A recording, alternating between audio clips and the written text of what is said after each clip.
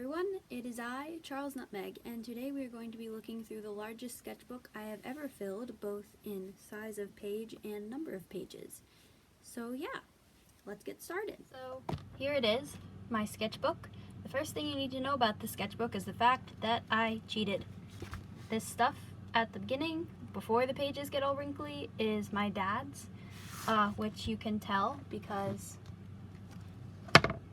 this is the internet, so you're not allowed to know how old I am, but I can tell you right now, I was not drawing anything in 1991.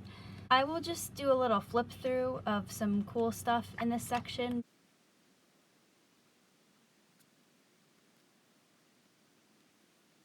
At a certain point, it switches to my stuff.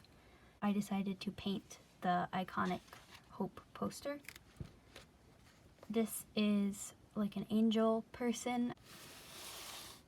I love this page. Unfortunately, through YouTube, you're not going to be able to understand why. It's because I put a bunch of pieces of paper towel down with paint on them, and I like the way they feel.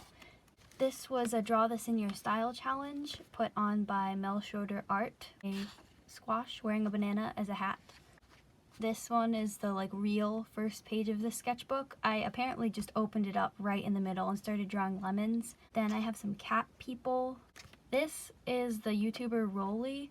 I thought his piercings looked cool and I wanted to be able to draw them. He looks kind of terrifying in this picture though, sorry. Then I have some assorted body parts, some feet, some legs, some hands. These are just sketches for later things. Some faces that look nice because I covered up the bad one. This one is a sketch for a much larger thing that I did. This one is the first one in here, as far as I know, that was for an art challenge, and that's what most of these are. They're done for prompt words. So this one was for the prompt word jewel. This was for the prompt word skull. This was technically for the prompt word glitter or sparkle, but this is just the template I used. I did it all on glitter paper.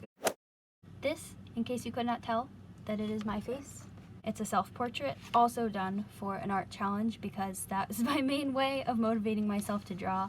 This was for the prompt stuck, more of that paper towel. This was an early oil pastel thing. This page I like because it shows my growth over the summer. So this first one I did and it took me forever.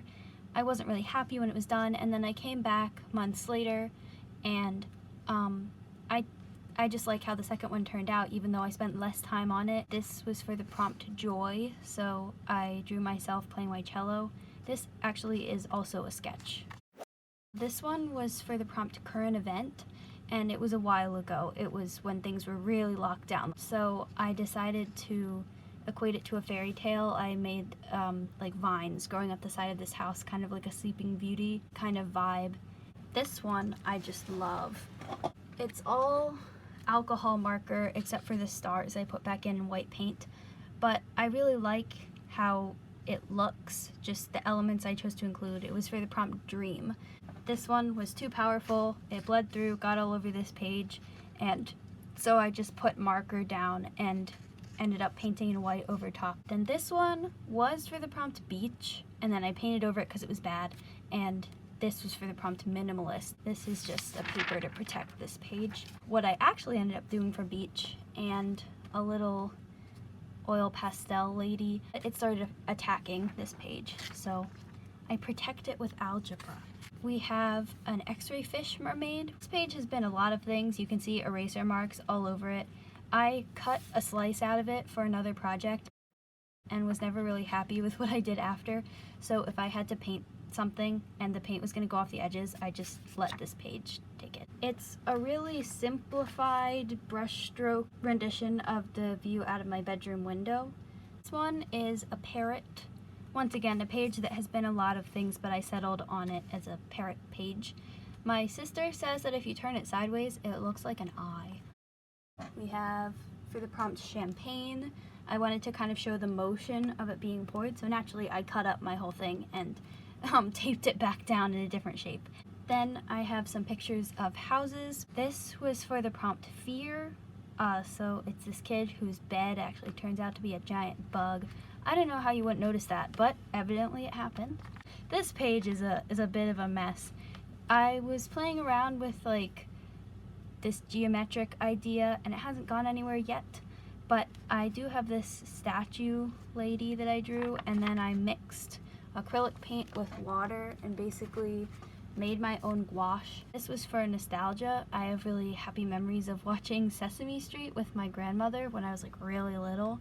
Then I have 2 paintings of the same apple in front of a mirror for the prompt mirror. Then I have a water lily and some lily pads, and they look like lima beans, but I love them anyway. This page, it's a lot. Basically, I was just using it for whatever I felt like drawing. Hand over your wallet or your toast, and it's a piece of bread, and then an alignment chart for bananas. I had drawn this lady at the bottom and it wasn't that good of a drawing, so I tried to rework it and I made her into like a demon. And I was like, now what am I gonna do? It's a banana alignment chart, a piece of toast mugging someone, and a demon. So I just fix it all up.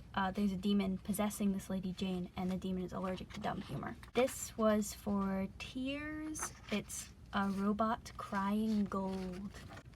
Don't look at the face, but the hands are really good. That's my hands that I used for the drawing reference. I based it off of those people in the one Doctor Who episode, The Fires of Pompeii. They do that with their hands. They can see the future. This is a girl holding a baby goat, and I drew it so that I could look at this page and be happy. These are some people. I just found pictures of people on Instagram on like the art reference accounts, and I drew them. This one was a butterfly. I strive for the level of detail that I got into this. I don't know. It was a good day.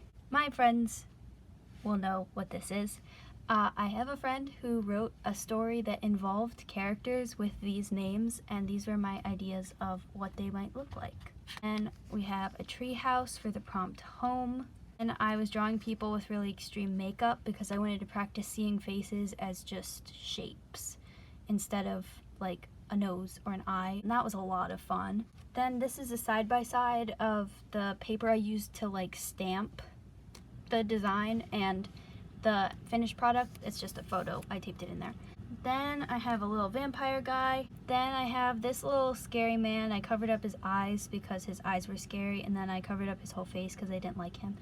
A robot lady, a girl with a nice dress, you can see underneath there, and like an old 1950s radio. See? Scary eyes. That's terrifying. Then I was drawing like all of our clothing styles, and this is what all of us dress like mostly, except for this person. That was a joke, but it looks really funny looking back. More early oil pastel work. It's Marie Antoinette. Then some sketches for the drawing on the next page. An eel mermaid and some ukulele chords. A little mermaid man. This is all for mermaid, so there's a lot. A mermaid man. A merman. That's not for mermaid. And this is a moon jellyfish girl. A guy sitting on a chair. The scribble was there before. The drawing's fine. And this kid I used to go to school with in a wax museum project costume. So I was taking requests for drawings, and he requested that I draw that. Ooh, that's stuck together. This is the earliest thing in the book, but not the chronologically first thing I did with my new acrylic paints. Shout out to my mom. She got me new nice paints. They're beautiful. I love them. Then a collage to cover up the fact that I messed up the proportions of this woman's body. Empire, so a person with like a crown that's actually a city. Wow. Minecraft seeds, and another mermaid thing. Or mermaid. This one's got tinfoil. This is this YouTuber named Jake Monroe. I don't watch his videos all that much, but once again, I like drawing people with really crazy makeup. I just find it very fun. This one that looks fine in person, but since you're watching this in a YouTube video, it probably looks pretty bad. It doesn't show up well on camera, and I think it's because I put water on it after I put the colored pencil down and it wrinkled up. A lemon for the prompt zest. The stuff around the outside is actual paint from like tea leaves, so it is zesty. It smells zesty. This one was a redraw of something I did in middle school. This is my friend. I drew him for, it was another thing where I did requests on my Instagram story. A still life of my desk. This paint bottle looks really nice because I drew it first. The banana mobile. me wearing an outfit that my grandmother gave me. Shout out to my grandmother. I love that outfit. I wear it all the time. My hands are very small in this picture. I don't know why that happened. My hands are normal sized, I promise. A morose mongoose, because I couldn't figure out how to draw the hat right, so I put a mongoose underneath it and it fixed it. And I love this one. Just promoting my own work here. This is very good. I'll get it in frame actually even. It's a ship in outer space. I love it very much. Then this is a big, that's coming up, a big section of requests that I took, and I did poems with all of them because I did one, I just got on a roll. So I have such beautiful creations as Saxatoad plays by the pond amongst the waving reeds. He's practiced since he was an egg like most child frogages. See, I'm a poet and an artist. That one's weird. That one's scary. That one was not done on request. This is in code, but it says about as much. It's the architectural style brutalism, and I thought it would be fun to draw. More practice with oil pastels, and there's like paint on here too. Some cityscape stuff. I've always been really fascinated by like the idea of like futuristic, kind of fantastical, crowded cities where the architecture of how things are stacked on top of each other doesn't make any sense. Things will like collapse. But in a fantasy setting, it's very fascinating to me, or like flying cities. More practice with oil pastels. This little piece of it's pretty good. These two pages, which are very interesting. So this one, you can tell it was like peeling back the layers. You can see the muscle, the bone, the brain. And this one is like puffy sort of fabric paint. And I just wanted to create something that like you could touch it as well as just see it on the page. There's a few sketches that I did before I put things on my art bin. Then I have this picture of a person wearing like a kimono that I found on Google Images, and I just drew it exactly how it was and just took the background out. And then this is like a random river somewhere. This one, I love this one. It was for the prompt angel, so I gave the angel butterfly wings because angels, you know, have like 1,000 eyes, so I used the like false eyes of the butterfly wings. Those are more sketches. I love, hello. They are more sketches for my art bin. This one was for the prompt cosmos, so I did a little wine glass spilling some stars. This is the very first thing I did with my new paints. Second shout out to my mom because I really love my new acrylic paints.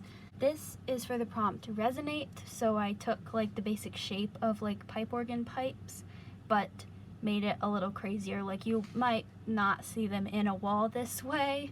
It's a lot of pipes of the same size to be making so many different pitches. These two pages were, believe it or not, for a French assignment.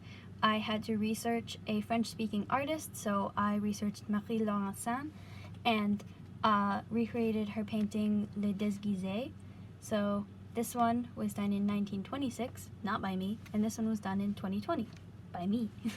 This is one of my favorite pages in this book. I really love how this looks. I went to the art museum on August 28th, and I was really inspired by a lot of things, from stained glass stuff, just the actual building itself. A lot of the big sculptural works really inspired me, so I enjoyed drawing those.